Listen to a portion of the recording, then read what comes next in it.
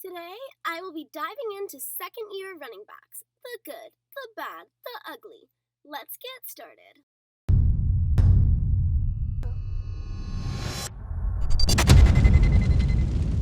First up is David Montgomery. If we look at what he did last season, it seems pretty unlikely he will regress from his first-year production of 3.7 yards per carry, playing on 58% of the snaps.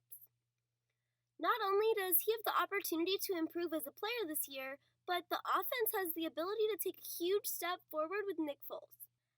I can go on for a very long rant on how Mitch Trubisky is literally just Blake Bortles in a mask and how Nick Foles is one of the most inconsistent quarterbacks in the NFL.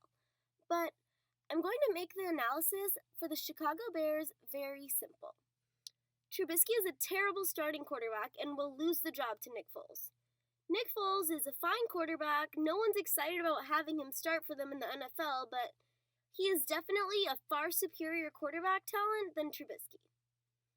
The Chicago Bears have weapons on offense, and Trubisky does his very best to limit their fantasy production. The guy cannot complete simple passes, is terrible under pressure, he doesn't even keep his eyes downfield, and he runs on any opportunity he can get. Second coming of Blake Bortles has weapons like Allen Robinson, Anthony Miller, Tariq Cohen, Taylor Gabriel, all these guys who are fast and able to create separation with defenders, but Trubisky misses them week in and week out on open throws. Simply put, Trubisky is trash. With Nick Foles as the Bears' starting QB, defenses won't stuff the box with 8-man fronts. This will result in more running lanes for David Montgomery and more scoring opportunities for him and the offense. As of right now, he's going in the 6th round, and he's a great value pick for the amount of volume that he should receive in his second year. He had 26 receptions and 6 rushing touchdowns last year.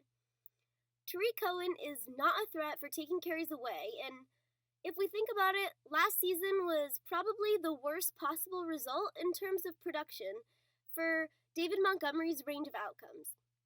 In the 6th round, this is a very safe pick, but with safety, there is a bit of limitation in regards to upside. Moving on to Devin Singletary. This Bills offense should show improvement with Josh Allen getting another year under his belt and the addition of Stephon Diggs. But the drafting of Zach Moss means a better Frank Gore will be on the team and playing that role. Before the drafting of Zach Moss, I wanted Singletary in all of my leagues. I liked what I saw last season. There were some questions about his stamina, but he showed some shiftiness in his ability to break tackles, so I was pretty excited about drafting him for the 2020 fantasy season. Then the Bills draft Zach Moss. So any plan you had for taking Devin Singletary is gone. If we put Frank Gore in a time machine and spit him out 5 years younger, voila, we have Zach Moss, which means he will be taking away carries and goal line work from Singletary, just like Gore did last season, and he isn't even the biggest threat. Josh Allen is also going to take away goal line work as he posted 22 red zone carries and 9 rushing touchdowns. Let's compare that to Singletary's 2 rushing touchdowns. Josh Allen is a fast, physical, big runner, and his presence is not going away. When it comes to Singletary, the Bills won't be able to give him the volume that's necessary for him to be an RB1. He probably won't even finish as an RB2.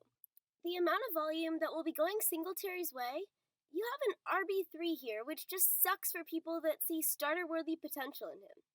He had 779 rushing yards, 2 rushing touchdowns, 194 receiving yards, and 2 receiving touchdowns.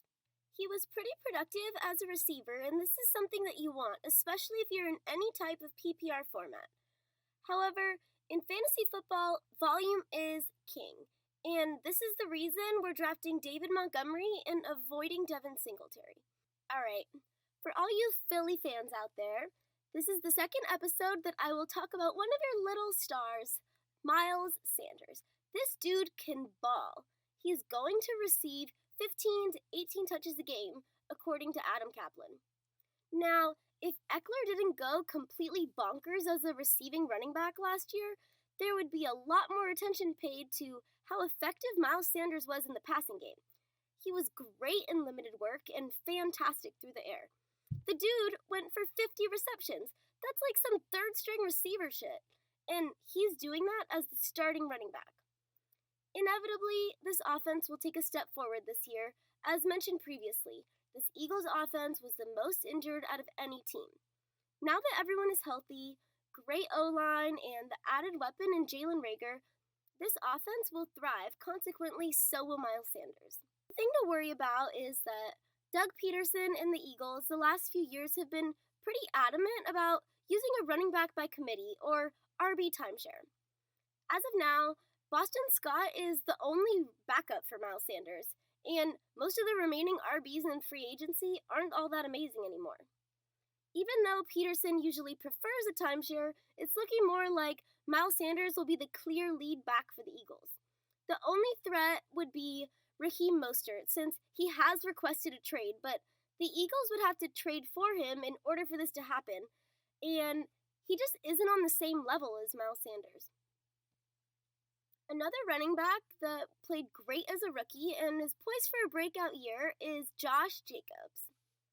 This offense can take a step forward with Darren Waller and Hunter Renfrow going into their second year, Terrell Williams getting another year in the offense, and with the drafting of Alabama speedster Henry Ruggs, this offense should show some improvements this year. Assuming a healthy season, we should see his carries go up past the 250 carry mark, approaching 280 to 290 carries. But a big question mark for this upcoming season is in regards to whether he'll be used more in the passing game.